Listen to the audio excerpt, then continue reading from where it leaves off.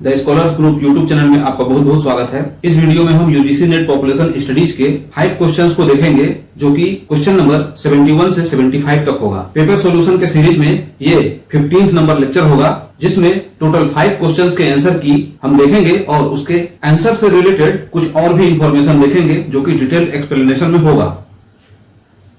Question number 71 से 75 तक है, दिसंबर 2023 का ये पेपर है।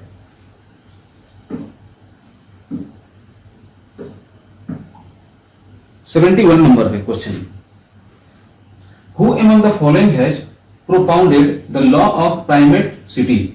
लॉ ऑफ प्राइमेट सिटी, इसकी थ्योरी किसने दिया था? 4 ऑप्शन दिए हुए हैं। Gustav Carlson, Mark Jefferson, M Jefferson मतलब मार्क जेफरसन इनका नाम था, Homer Hoyt and PJ Clark. तो 4 में से ये जो प्राइमेट सिटी का जो कॉन्सेप्ट दिया था, मार्क जेफरसन ने 1939 में दिया था।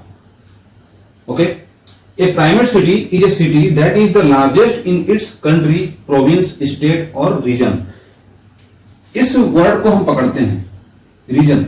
रीजन ये जो है वो कोई स्टेट हो सकता है, कंट्री हो सकता है, या कोई प्रोविंस हो सकता है। उस प्रोविंस में, या यूं कह सकते हैं उस रीजन में जो सबसे लार्जेस्ट जो सिटी होगा वही कहलाएगा क्या? Primate city. और वो जो सिटी है एडवांस टेक्नोलॉजी से लैस होगा, मतलब वहां पे सारी सुविधाएं उपलब्ध होंगी। यहां पर फिगर में इस तरीके से दिखाया गया है, छोटे बड़े बड़े इस तरीके से सिटीज होंगे, उसमें जो सबसे लार्जेस्ट सिटी होगा वो कहलाएगा प्राइमेट सिटी, और वहां पे सारी सुविधाएं मौजूद होंगी, तो ये प्राइमेट सिटी होगा। अब जो गुस्टाव कार्लसन है, ये इसका तो आंसर मार्क जेफरसन हो जाएंगे। मतलब प्राइमेट सिटी का जो कॉन्सेप्ट दिया था 1939 में इन्होंने दिया था। गुस्टाव कार्लसन की 4th थ्योरी हो जाती है अलग से। तो आप उसमें जो ऑप्शन लिखा हुआ है उस ऑप्शन को यहां से आप नोट कर सकते हैं। थ्योरी ऑफ डिफ्यूजन और cultural lag, diffusion of innovation, innovation and adjustment and innovation of birth control. ये 4 टाइप के जो थ्योरीज हैं गुस्टाव कार्लसन ने दिए थे, और होमर होयट ने सेक्टर मॉडल दिया था, sector model of urban structure. और ये जो प्राइमेट सिटी का मॉडल है, जो सबसे लार्जेस्ट होता है वो ऑर्डर 1 की सिटी कहलाती है, उससे छोटा वाला सेकंड ऑर्डर, उससे मतलब थर्ड ऑर्डर, 4, इस तरह से nth ऑर्डर तक ये चलता है। तो ये प्राइमेट सिटी का ये कॉन्सेप्ट है, और इसका आंसर सेकंड नंबर ऑप्शन सही होगा, mark Jefferson 1939। Now 72 number, which among the following sources provide information on migration in India? मतलब माइग्रेशन पर कौन सा जो सोर्स है वो इंफॉर्मेशन प्रोवाइड करता है, या यूं कह सकते हैं कि डेटा कौन सा सोर्स प्रोवाइड करता है। इसमें ये 4 सोर्सेस दिए हैं और यहां से चूज करना है। सेंसस ऑफ इंडिया, आपने सेंसस के मेरे जो लेक्चर्स थे उसको अगर आपने देखा होगा, या फिर माइग्रेशन पर भी मैंने जो लेक्चर तैयार किया है उसको भी देखा होगा, तो वहां पे आपको मालूम होगा कि सेंसस माइग्रेशन का जो इंफॉर्मेशन है वो सेंसस से मिलता है। और दूसरा होता है NSSO, national sample survey organisation. ये जो सैंपल रजिस्ट्रेशन सिस्टम है ये, और वाइटल रजिस्ट्रेशन सिस्टम है ये, इन दोनों से माइग्रेशन का डेटा नहीं मिलता है।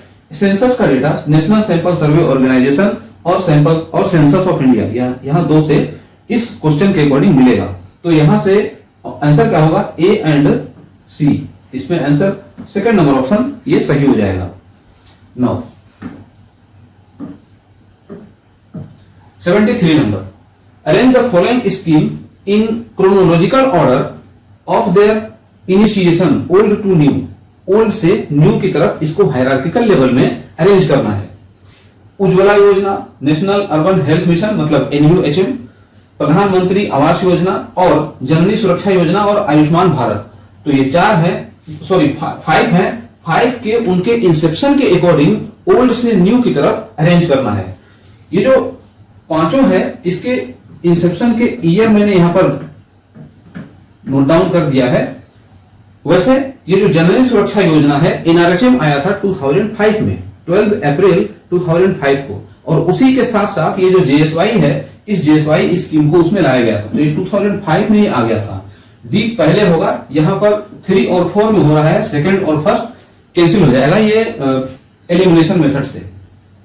जननी सुरक्षा योजना 2005, उसके बाद चूंकि जो NRHM आया था 2005 में, उसके साथ साथ JSY भी आ गया था, जननी सुरक्षा योजना। बाद के समय में एनआरएचएम में से, मतलब एनआरएचएम को रूरल लेवल पर देखते थे, बट उसके साथ साथ में एनयूएचएम भी लागू किया गया तब से 2013 से।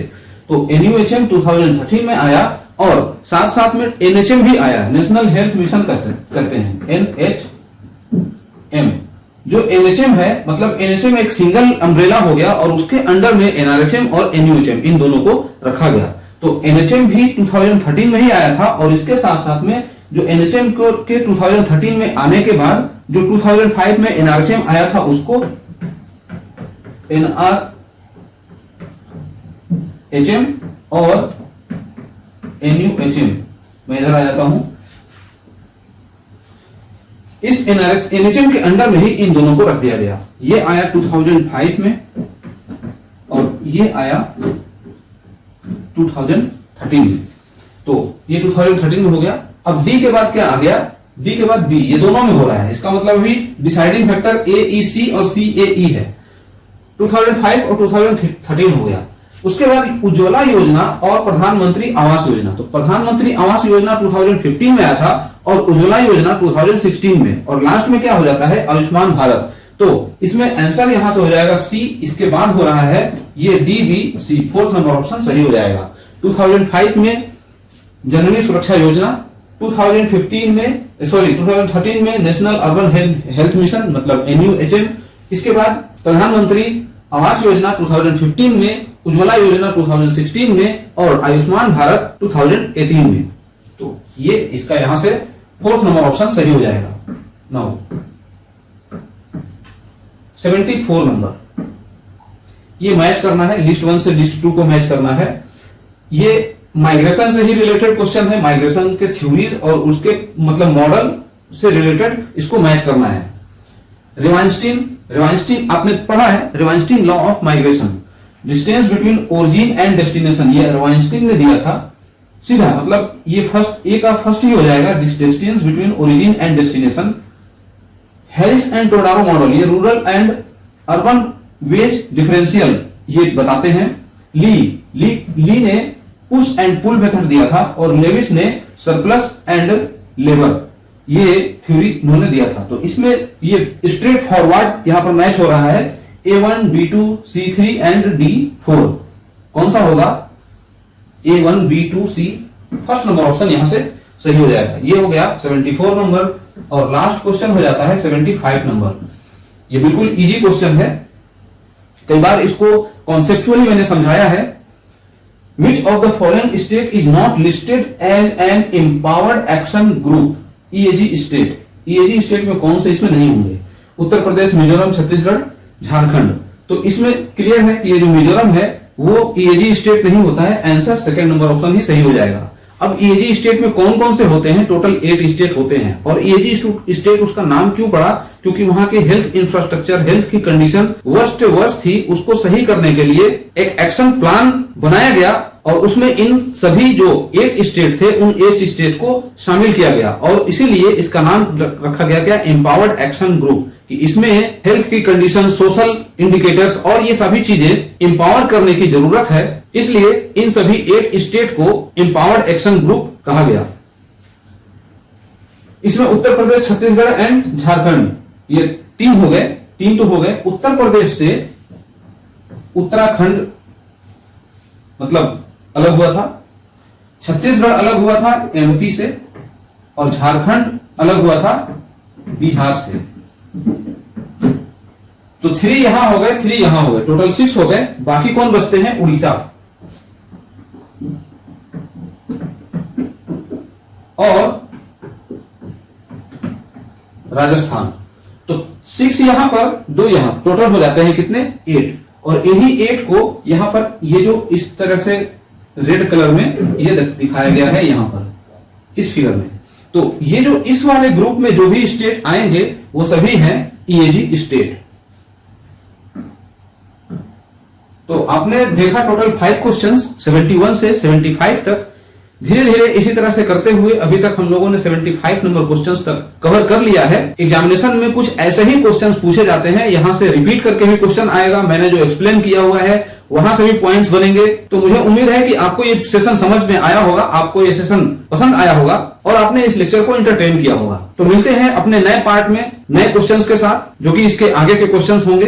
तब तक आप अपनी स्टडी को एंजॉय करिए और मेरे इस वीडियो को जितना हो सके अपने फ्रेंड्स में शेयर भी कर सकते हैं, ताकि आप ही की तरह वो भी एक टू द पॉइंट क्वेश्चन को गेन कर पाए और उससे एक इंफॉर्मेशन कलेक्ट कर पाए। वीडियो अगर आपको अच्छी लगी हो तो वीडियो को लाइक कर दीजिए। चैनल पर अगर आप नए हैं तो चैनल को सब्सक्राइब कर दीजिए और बेल आइकन को भी प्रेस कर दीजिए, ताकि मैं कभी भी कोई भी ऐसी वीडियो अपलोड करूं आपको सबसे पहले प्राप्त हो और आप उसको सबसे पहले देख पाए। Thanks for watching.